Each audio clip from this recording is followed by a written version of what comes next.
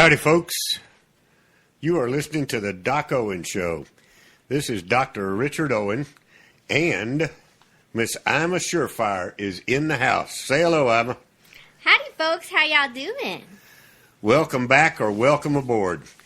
As you probably know, but just in case you don't, we are all over the social media as Doc Owen Show. All one word, DOCOWENSHOW. So ping us, like us, follow us, poke us, zap us, tell your friends about us, whatever. Reach out and tell us what you think. We would appreciate it. Or, if you want a direct line, you can always email us at either Ima, I-M-A, at docowenshow.com or doc@docowenshow.com. Before we go much further, we'd like to pay recognition to and give a little shout out to our affiliate stations on the Red State Talk Radio Network. Ima will lead it off with everything east of the Mississippi, and then I'll do the stations west of the Mississippi. Take it away, madam. Okay. The first is WDDQ, FM 92.1, Adele, Georgia. WSFB, 1490 AM. Talk, 97.7 FM in Quitman, Georgia. WJNW, AM, 1650 in Hermitage, Tennessee. WMQL, Radio FM 105.5 in Brevard, North Carolina, and Tax Pro Radio in Gainesville, Georgia. And west of the Mississippi, we have Talk Radio AM 1620 KTFL in Gilbert, Arizona. And right here in Texas, the Kaufman County Talk Radio AM 1680 KCTR up in Terrell, Texas.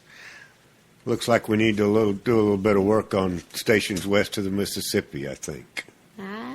Looks that way. We have a really exciting show ahead with a lot to cover, so let's get started in our traditional manner. Ima will provide an inspirational quote, and I'll do one or two leadership quotes. Ima, take it away. And tonight's quote comes from Confucius. He was a Chinese teacher, editor, politician, and philosopher of the spring and autumn period of Chinese history. And his quote is, "Study the past if you would divine the future." And I'll be honest, I had to look up what divine meant in this particular quote. And back in the day, it meant predict. Thanks, Ima. Tonight's leadership quote is from our friends at Crown to Grace International. It's from a lady by the name of Susan Cain. She is an American author, and interestingly enough, she has written a book called Quiet: The Power of Introverts in a World That Can't Stop Talking. I guess I'm going to have to get a copy of that and read up on it. The quote is, "There is zero correlation between being the best talker and having the best ideas." It reminded me of the current political environment with all the campaign rhetoric and the ideas that are coming out of it versus the talkers that are delivering it. Normally, right about here, we would go into a couple of hot items and then hear from Uncle Botchie's with Uncle Botchie's Brief, our historian on the Doc Owen Show. But it's Thanksgiving week. Uncle Botchie's at home in the kitchen, I'm sure, whipping up some Thanksgiving spaghetti and meatballs for the clan. So we're just going to dive into a show that I did in 2013, actually, after I had started the Doc Owen Show on September the 9th of 2013. Thanksgiving was the first holiday that we ran into. So if you'll have to pardon the references to Thanksgiving Eve, because at that time I was broadcasting on a Wednesday night. But it's the historical information that's included in the show that I wanted you to have. And rather than repeat it, although you're going to hear it when I had a cold, unfortunately, that night, but the show must go on, so we did it. I think the information that's included is extremely important from a historical perspective for both Thanksgiving as well as the United States of America. And it goes right in line with what we've been having Uncle Bocce deliver. So enjoy the show. Again, it's pre-recorded Thanksgiving Eve of 2013, and I will be back when it's over to say goodnight. And by the way, the intro to the show at that time was from my friends at the world's greatest God and country rock and roll band, Madison Rising. So as soon as that's over, we'll flip into the show. Enjoy the clip from their song Before the Hyphens Came. Thank you.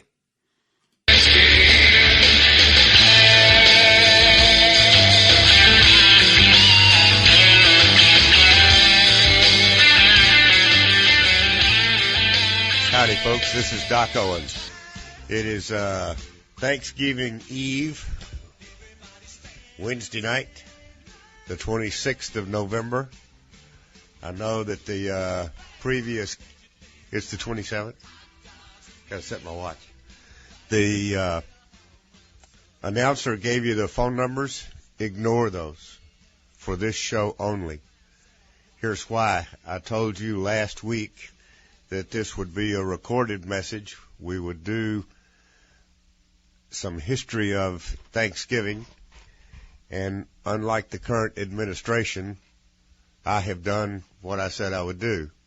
This is a recorded message. So there won't be anybody there to answer the phones. I'm going to try not to throw out controversial issues so that you will be prompted to call. This is Thanksgiving Eve. You should be in the kitchen or finished in the kitchen and sitting in front of a fire, reading a book, taking a break. That's what this is about. So that's the reason I recorded it, so I could join you in those festivities on Wednesday night. I did what I want to do and trained to do, and that is research Thanksgiving. I obviously went to Wikipedia. I'll give you some information from there. I went to ask.com. I did you may not be familiar, but in addition to the standard Google search, there is a search called Google Scholar, and that gives you what are called peer-reviewed articles. In other words, it's writings by usually other PhDs for PhDs. It's extremely verbose, but they've done the research, they have the references, their information has been reviewed by other PhDs before it is published, so it's considered to be a little more accurate, considerably more accurate than hearsay or than CNN or Today or unfiltered information that you get. So I have an article that we will probably close with that is from a peer-reviewed article that I found extremely interesting. I hope you will find it the same. It will tie all the previous information that I'm going to give to you together. We all know from a family perspective what Thanksgiving is. I hope that to be a true statement. This entire show is going to assume that that is a true statement. It's a family gathering. It's a time that everybody puts an awful lot of issues aside and sits down to have conversations about bigger issues and things that go on in life and not get caught up in the petty day-to-day activities. It is technically a day to give thanks for originally the bounty that was provided in terms of the harvest. However, it actually started as a day to give thanks for any major event, a major victory on a battlefield, the coming of a rain after a long drought. In other words, Thanksgiving Day was set aside or called upon on numerous occasions for numerous events. In approximately, according to the history books, 1621 in the United States, the first Thanksgiving Day was held between the Pilgrims and the Indians. And most of you know that was in Plymouth Rock in Massachusetts. There are two accounts for that I will go over, one of which is the story that you know. It was a bountiful harvest that the Pilgrims had brought in. They felt the need to thank their Indian hosts who had helped them bring in such a good bounty. So they had a big feast, and everybody brought something to the feast. There were, all accounts that I read, always used the same number, which I find interesting. There were 58 Pilgrims and 90 Indians at that first event. There were two of those Indians that actually spoke English, that had been put into slavery by the Spaniards at one point in time and by the French. And so but in the course of that, they learned to speak English because they had to go through England to get there. They were sold into slavery in those countries, but actually captured by British and taken over there. So that made it a little bit easier to communicate for the people that landed in the Massachusetts area. So a little known fact that I wasn't aware of. Let me read to you from an article, the bit that I found in Wikipedia. The event that Americans commonly call the first Thanksgiving was celebrated by the Pilgrims after their first harvest of the New World in 1621. This feast lasted 3 days and was attended by, I misstated, so now I am like the administration. There were 53 Pilgrims. I said there were 58. My bad. And 90 American Indians. The New England colonists were accustomed to regularly celebrating Thanksgivings, in quotes, days of prayer, thanking God for blessings such as military victory or the end of a drought. So this was nothing new to them. Further on in that article, it states that historically, none of these had any influence over the evolution of the modern United States holiday.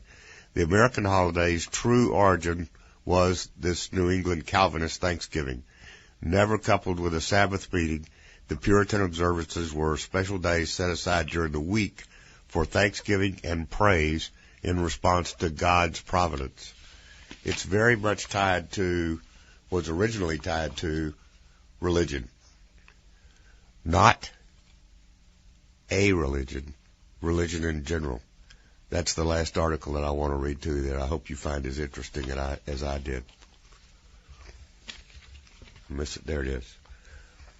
So we go from 1621, where basically the players were the governor and the wife of the governor and two English-speaking Indians. There's something, if you go out there and Google, you'll find a thing called The First Thanksgiving by Terrell Smith. And it's a little one-act play that's kind of interesting, that talks about how that particular sect of folks that came over here were actually had fled England because of English persecution. They went to Holland. Because of religious persecution. They went to Holland where they had religious freedom, but they didn't necessarily have economic freedom. So they blew out of Holland again in order to get their religious freedom. And one of the things I also learned as a part of doing this reading was that the first Pilgrims that came over here, the 1621 group, up until about 1623, operated their particular part of the country as a commune. They were communist. They believed that everybody worked and all of the harvest went into a big bucket and was divided out evenly. That didn't work too well. They found that it just didn't work, that some people got lazy, some people didn't work at all, others did all they could. It just didn't it didn't make everybody as happy as they thought it would. So they changed that to basically what we know as free enterprise. The government still owned the land, but each person was given a specific parcel upon which to do their own growing and out of which they could keep what they got. And that worked out very much better and has continued till this day. That's exactly how it works. And even to the point that the government owns the land, that's why you pay taxes, is to maintain the right to work that land. You can resell the land, you can do things with it, but there are always taxes that are paid to the government for the use of the land. So that was just a little aside that came up during all of this research. Let me read to you what I found. I think it came out of my peer review stuff. It's called Thanksgiving Day, A True History. How are we doing on time? Okay. Before I dive into this, so it'll flow a little better when I get back, let's take our standard quarter-hour break, and I'll be back in a minute. Thanks.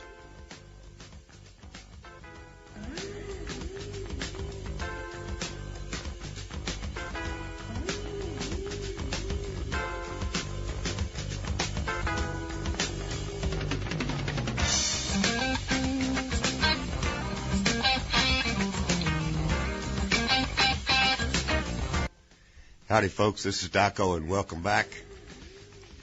Hope you didn't get so engrossed in the show and burn the cookies or the dressing, so pay attention. This is our Thanksgiving Day review, our Thanksgiving celebration on Thanksgiving Eve. I'm glad to be with you, very glad to be with you. I've got an article here called Thanksgiving Day, The True History, by a gentleman by the name of Fred Foldvary, Foldvary, that I found under Google Scholar.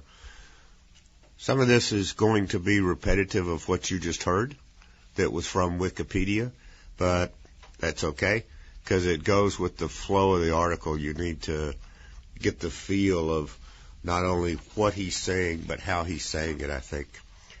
The Pilgrims landed in 1620 and founded the colony of New Plymouth in what is now Massachusetts. They had a difficult first winter, but survived with the help of the Indians. A little different from the story of having a large bounty. Actually, the Indians provided a lot of the food for the first event. There was indeed a big feast in 1621, but it was not a Thanksgiving Day. This 3-day feast was described in a letter by the colonist Edward Winslow. It was a hunting party with the Indians, but there was no Thanksgiving Day proclamation, nor any mention of a Thanksgiving in 1621 in any historical record. So that would appear to refute what we have in Wikipedia. The history of the colony was chronicled by Governor William Bradford in his book of Plymouth Plantation, available at many libraries. Bradford relates how the Pilgrims set up a communist system in which they owned the land in common and would also share the harvests in common. By 1623, it became clear this system was not working out well. The men were not eager to work in the fields, since if they worked hard, they would have to share their produce with everyone else. The colonists faced another year of poor harvest. They held a meeting to decide what to do. As Governor Bradford describes it, at last, after much debate of things, the governor gave way that they should set corn every man for his own particular. That had very good success, for it made all hands very industrious. So much more corn was planted than otherwise would have been. The Pilgrims changed their economic system from communism to individual enterprise. The land was still owned in common and could not be sold or inherited, but each family was allocated a portion, and they could keep whatever they grew. The governor assigned to every family a parcel of land according to the proportion of their number for that end. Bradford wrote that their experience taught them that for society as a whole, communism, where sharing all the production was vain and a failure. This is 1623, folks. 1623. Their new incentive-based economic system was a great success. It looked like they would have an abundant harvest this time. But then, during the summer, the rain stopped, threatening the crops. The Pilgrims held a day of humiliation and prayer. The rains came and the harvest was saved. It is logical to surmise that the Pilgrims saw this as a sign from God, blessed their new economic system, because Governor Bradford proclaimed November 29th, 1623, as a day of thanksgiving. The great economics lesson was forgotten and then discarded by the time the Plymouth colony merged with the Massachusetts Bay colony in 1691. The Pilgrims recognized that the land itself would be their common community property, but that it is proper for the fruits of the labor of each person and family to belong to those who produced them. This was the great economics lesson about incentives that the Pilgrims learned, a lesson that so impressed them that they commemorated it every year thereafter with a day of Thanksgiving. Thanksgiving Day should be remembered not just as a day when we give thanks for our abundance, but more deeply and historically why we have this abundance. In our Thanksgiving Day celebrations, let us therefore tell one another the true origins of the Thanksgiving and the great economic lesson that the Pilgrims hoped we would remember. I found that very interesting, and I thought you would too. The next thing I found was on about.com. The title of the article is How FDR Changed Thanksgiving, by a young lady by the name of Jennifer Rosenberg. U.S. President Franklin Roosevelt had a lot to think about in 1939. The world had been suffering from the Great Depression for a decade, and the Second World War had just erupted in Europe. On top of that, the U.S. economy continued to look bleak. So when U.S. retailers begged him to move Thanksgiving up a week to increase the shopping days before Christmas, he agreed. He probably considered it a small change. However, when FDR issued his Thanksgiving proclamation with the new date, there was an uproar throughout the country. The article also acknowledges that the first Thanksgiving was about a successful harvest in 1621. It goes on to talk about sporadic Thanksgivings were held thereafter after 1621. The very first National Day of Thanksgiving was held in 1789. So 1789 is the first time that there was a Thanksgiving celebrated in all of the states at the time, all the colonies. Yet even after a National Day of Thanksgiving was declared in 1789, Thanksgiving was not an annual celebration.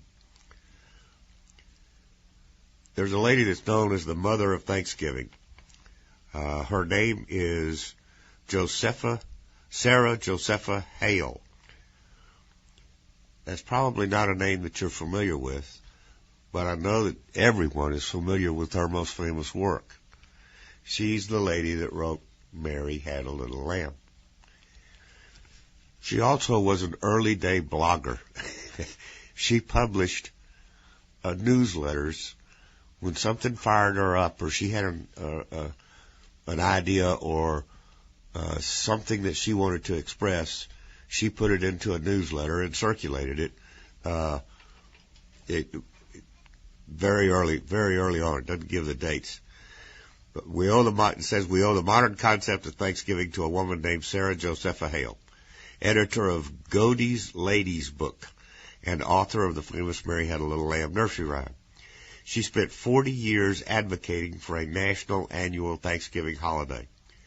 In the years leading up to the Civil War, she saw the holiday as a way to infuse hope and belief in the nation and the Constitution. So when the United States was torn in half during the Civil War and Lincoln was searching for a way to bring the nation together, he discussed the matter with Miss Hale.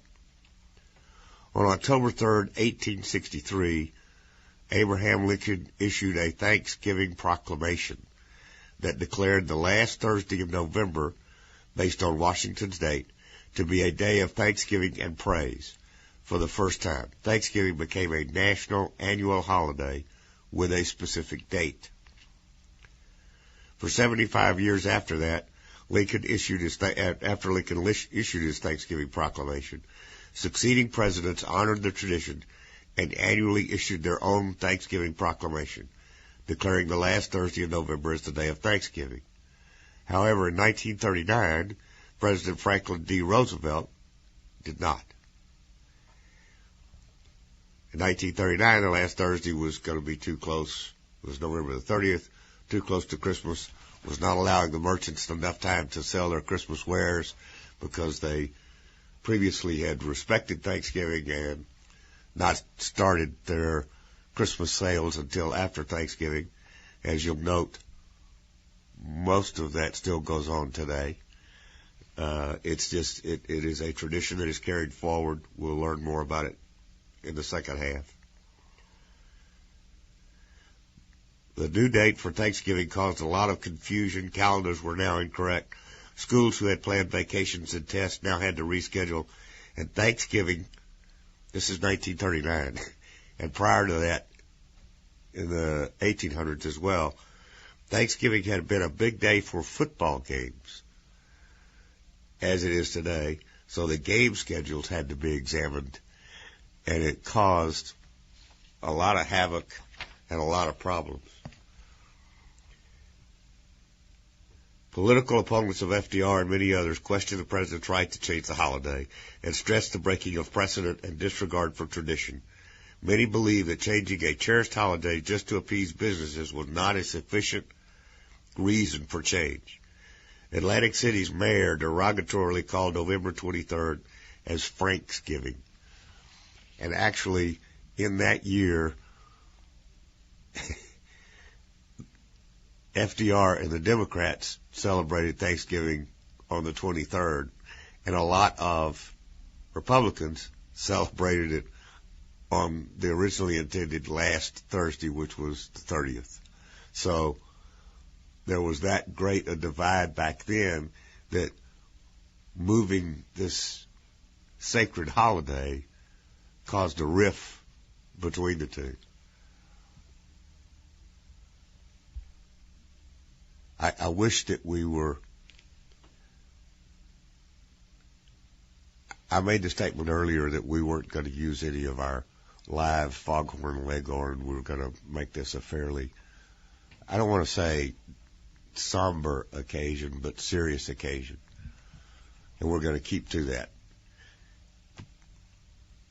But that going back to the Democrats and the Republicans celebrating Thanksgiving on a separate day causes one to think that there's something going on around here that just don't add up. And that things never change. Hopefully, the second half of the show, if the first half hasn't, the second half of the show should really help uplift you. It'll give you information that I found totally interesting, and I think you will too. And it will give you a real solid foundation for what Thanksgiving truly means and what praising God and having a religious aspect to the holiday is all about. And it's not about what people who disagree with that aspect would have you think it's about. There is a thing called civil religion in the United States. I grew up with it. I think a lot of you grew up with it. We didn't know what it was called. We just knew it was there. And this final article that we're going to reference and read, and it's the only thing we're going to spend 30 minutes on, is an excellent piece of work that tells us how we started feeling that way, why it is okay to feel that way, and why we should continue to feel that way. So We will come back out of the break with our standard Charlie Daniels rock and roll. The country needs more rednecks. And we will dive into something that I think Mr. Daniels would greatly approve of. You're listening to Doc Owen. It's Thanksgiving Eve in 2013, and I'll see you in a few minutes. Thanks.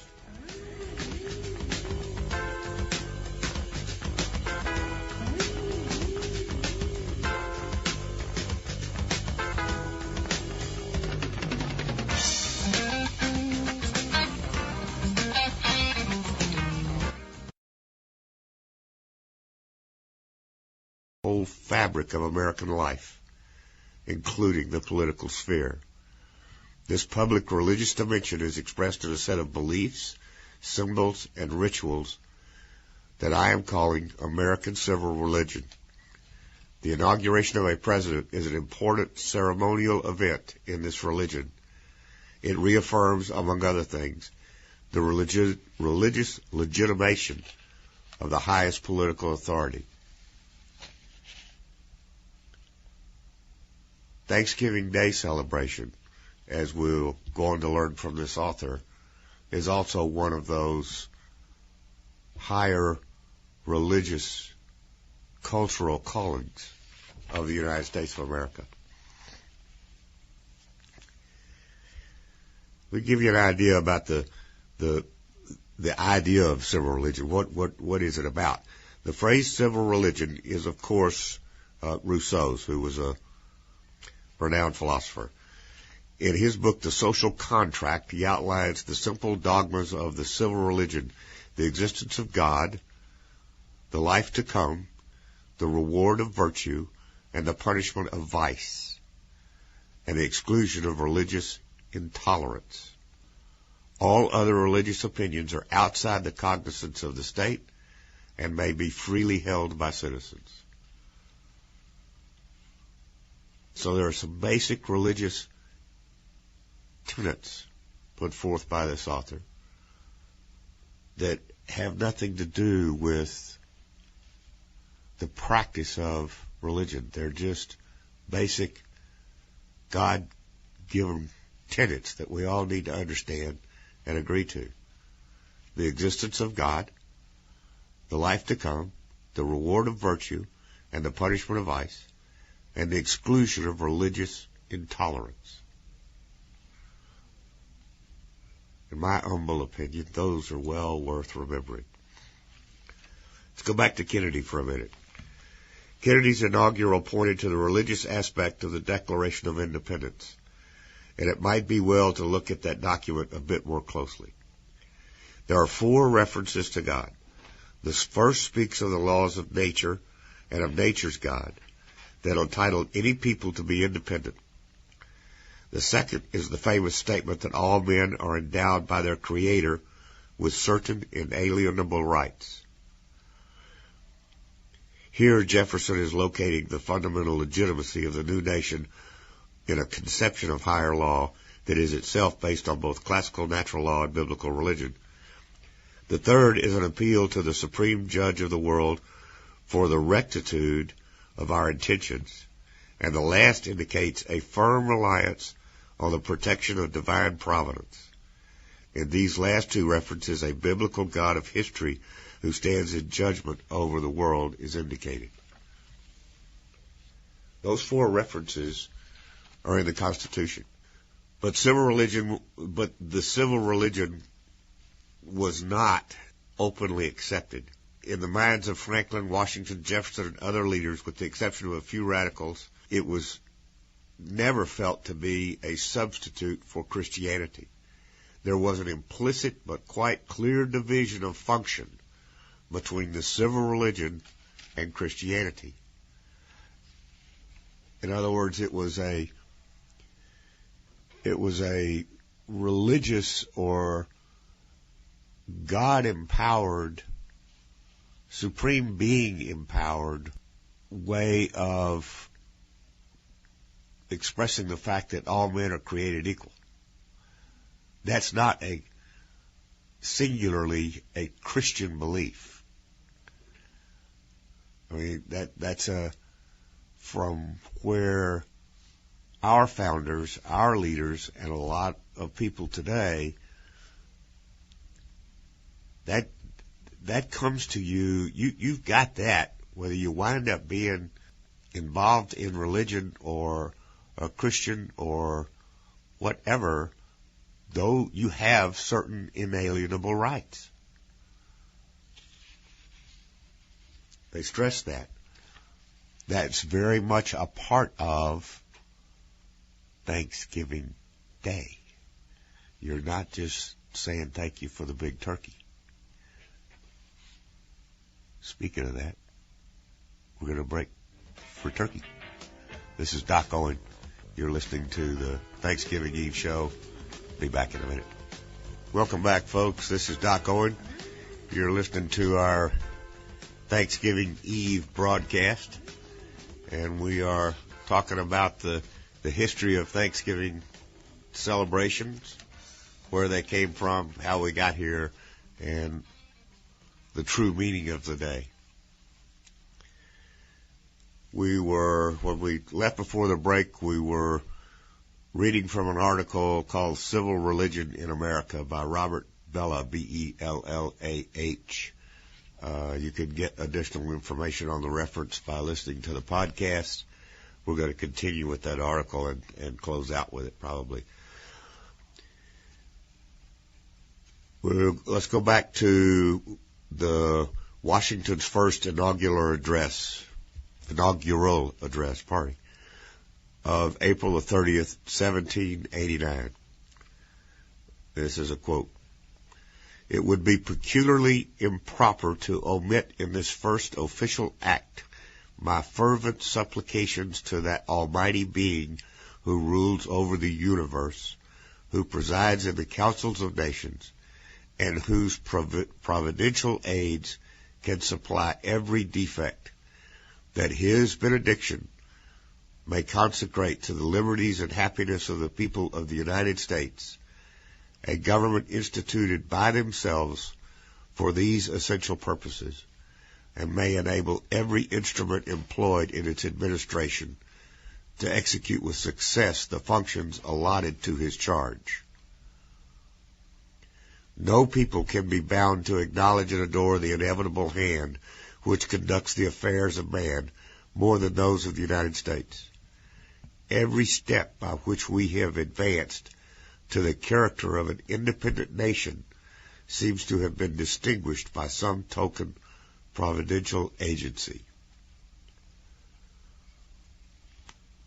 He went on to say, he being President Washington, the propitious smiles of heaven can never be expected on a nation that disregards the eternal rules of order and right which heaven itself has ordained.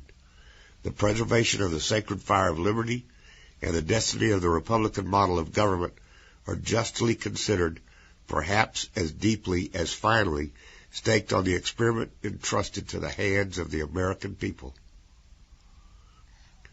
Nor did these religious sentiments remain merely the personal expression of the President.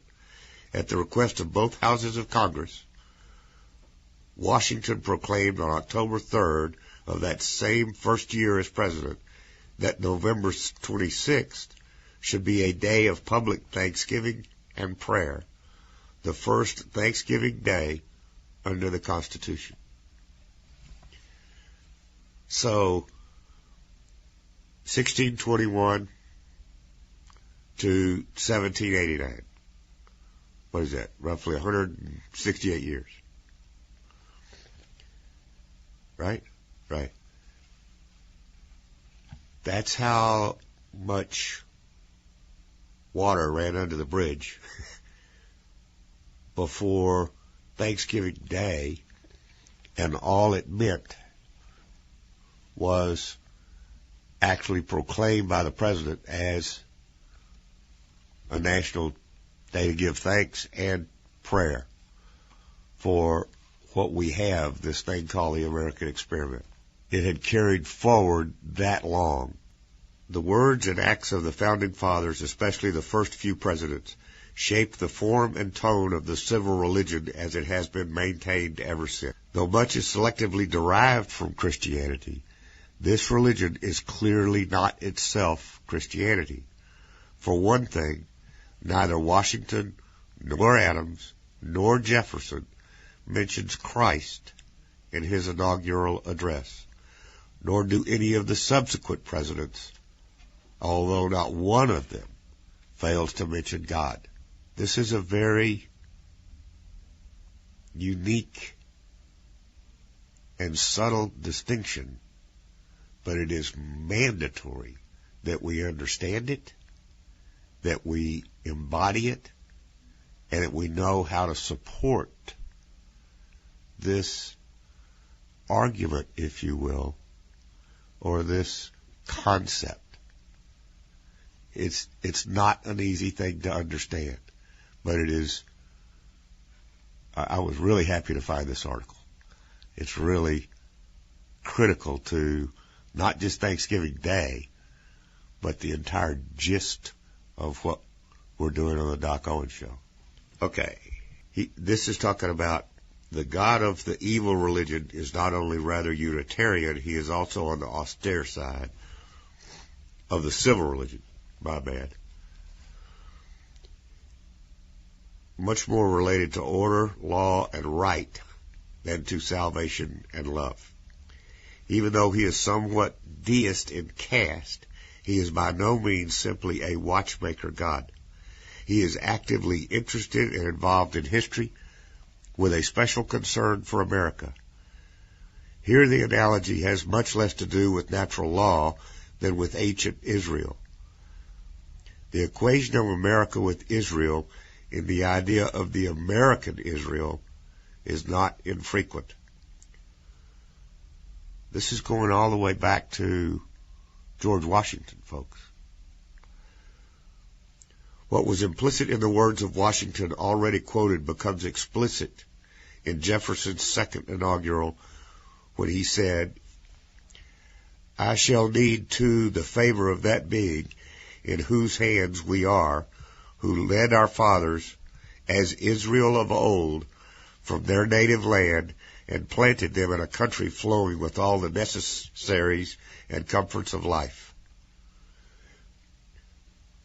The analogy was Europe is Egypt, America the Promised Land. God has led his people to establish a new sort of social order that shall be a light unto all the nations. This theme, too, has been a continuous one in the civil religion. We have already alluded to it in the case of the Kennedy inaugural. We find it again in President Johnson's inaugural address. What we have then from the earliest years of the Republic is a collection of beliefs, symbols, and rituals with respect to sacred things and institutionalized in a collectivity. You following me? Until the Civil War, the American civil religion focused above all on the event of the Revolution, which was seen as the final act of the exodus from the old lands across the waters. The Declaration of Independence and the Constitution were the sacred scriptures, and Washington, the divinely appointed Moses, who led his people out of the hands of tyranny. So that you see the analogies that this author is drawing, and it works for me. I think it'll work for a lot of people. I think it has an awful lot of meaning. The author goes on to say, just as Thanksgiving Day, which incidentally was securely institutionalized as an annual national holiday only under the presidency of Lincoln, serves to integrate the family into the civil religion. So Memorial Day was acted to integrate the local community in the national cult, together with the less overtly religious 4th of July and the more minor celebrations of Veterans Day and the birthdays of Washington and Lincoln, which have now been combined. These two holidays provide an annual ritual calendar for the civil religion, that being Thanksgiving Day and Memorial Day. The public school system serves as a particularly important context for the cultic celebration of the civil rituals. Understand this article was written in 1966.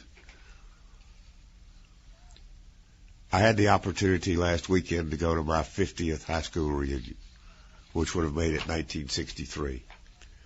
We still started our prayer in public school. We still started our day in public school with a prayer. It was part of the civil religion. It was part of the culture of the country. I gathered together with 53 of my classmates out of a total of 74, so that's an excellent turnout for 50 years. And we had a very good time reminiscing and poking fun at each other. That was the intent, was to bring back this feeling from the 60s. The intent of this show is to try to recreate that understanding. Please have a happy Thanksgiving. Celebrate Thanksgiving Day as it was intended. Thank the Lord for His blessings. And praise God for what we have as a country. Keep your eye focused on that. And whatever it is on a day-to-day basis, we can and will get through this.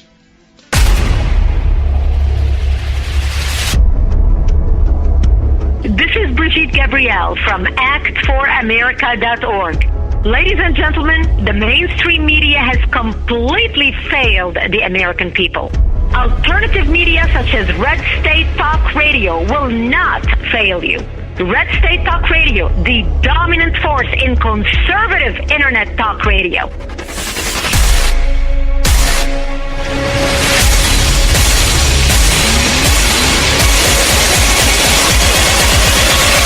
RedStateTalkRadio.com. Lock it in and rip off the knob. All right, and now we're going to close out with something about the South, a marching ditty written by Mr. Red Skelton, and a poem stated by Mr. John Wayne, the Duke. Enjoy. General Sherman was leaving Atlanta, 1865. After he burned it down, he was going out I-20.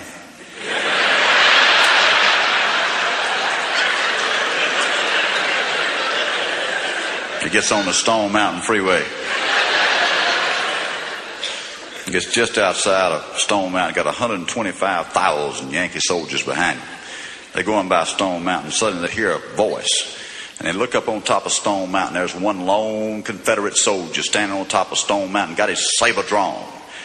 And he's talking real nasty to them, saying ugly things to the Yankees. And General Sherman calls a halt to his crowd, and he said, listen, we got to get this guy off here. It's bad public relations for us. Hell, we got CBS News with us, USA Today.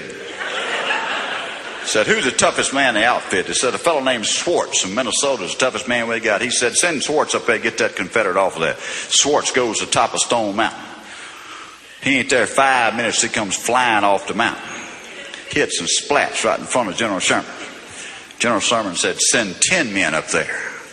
And they send 10 Union soldiers to the top of Stone Mountain. Not a one lives to tell the story. General Sherman said, this is terrible, so we got to do something about this. He said, find the 150 finest men we got in this company and send them up there to get that rebel off the top of that mountain. 150 Union soldiers go to the top of Stone Mountain. Only one lives to tell the story. And he comes back off Stone Mountain, and he's bleeding from every portal of his body. Don't look good at all. And he walks up to General Sherman. General Sherman said, son, what's the story up there? And the soldier said, it's a trick, General Sherman. There's two of them.